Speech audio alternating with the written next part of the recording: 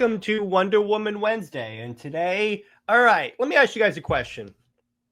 Have you ever wondered where DC got the ideas for like the Amazons and such? And there's a lot of like information online about like what were the actual Amazons like and such. So I figured I'd do a little 5-minute or so video discussing. Okay, so this is more or less the true history of the Amazons as a concept.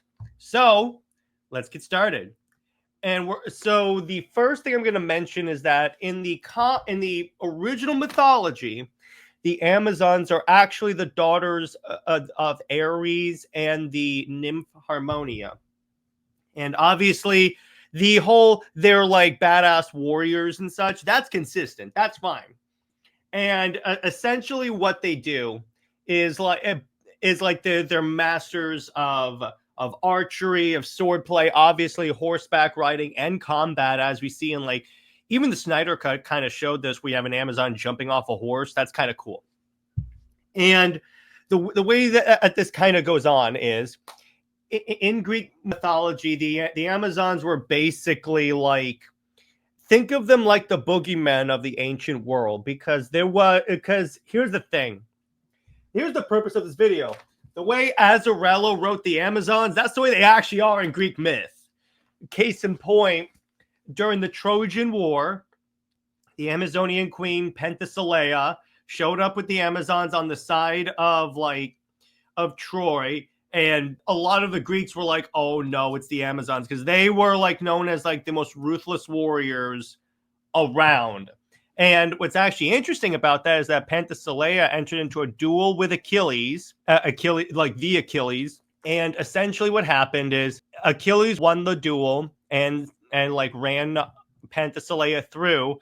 But what happened was he took off her helmet and was so taken with her that he fell in love with her as she died.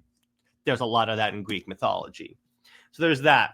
You also have, you may be wondering about the legend of Queen Hippolyta. Yes, Diana's mom is legit a character in Greek mythology. Well, in this one, it's a little different.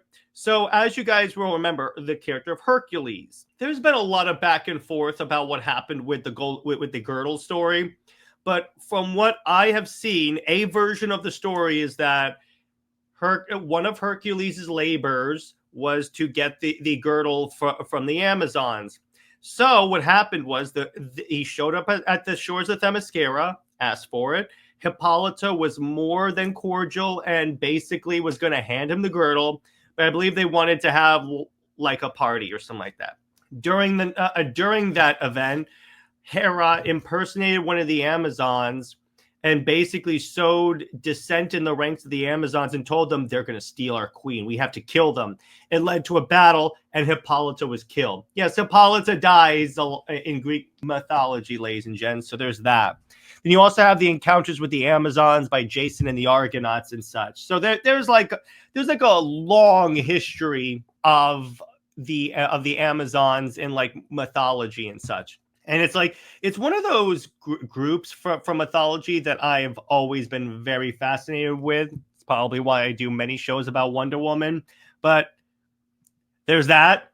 And the thing about it, now you may be wondering, okay, so those are the history and the notable Amazons. Let's talk about the similarities to DC Amazons. Because here's the thing. So the DC, so you know how in the Azzarello run, where the Amazons would lure men would essentially go onto ships, sleep with men, bring the kids home. Okay, so what actually happened in mythology is that the Amazons would still mate with men, but what they would do is they would pick out the most, like, for lack of a better term, genetically pure men.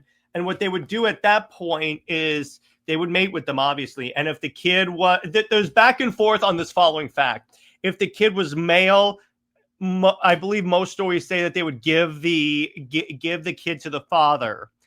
If the kid was female, then obviously the girl would be welcomed into Amazonian society and raised that way.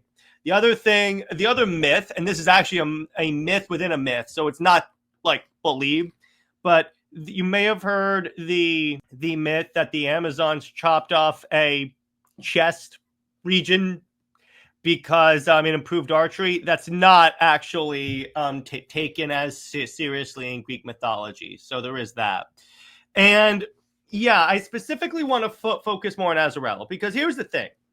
Here's where I stand on this, because this is why I'm a little conflicted when it comes to like being a fan of Wonder Woman and a diehard fan of Greek mythology, because this was very mythologically accurate to the way the Amazons are, including their extreme warrior tendency. Now, let me be clear. While I appreciated the mythological accuracy of this, I understand why people were upset, because while it's authentic to the way the mythology was, it's not authentic to the way the Amazons were in DC Comics. Even though you're doing a reboot with the new 52 and such, it still somewhat doesn't exactly line up with the way that most comic book readers think of the Amazons.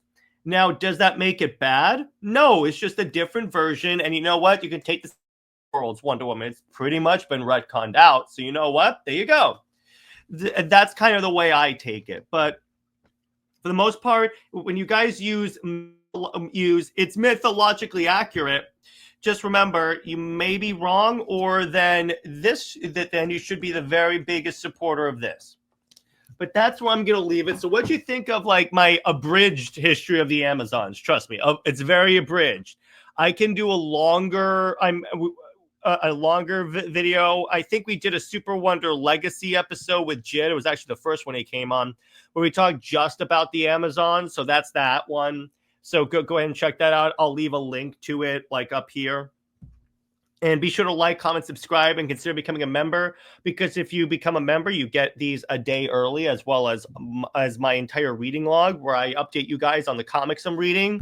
And you get all the latest on the behind-the-scenes news. So anyway, stay heroic, everyone. Remember, Lois Lane is Lois Lane. I don't know why I said Lois, but screw it. And Steve Trevor belongs in a hydraulic press. See you later.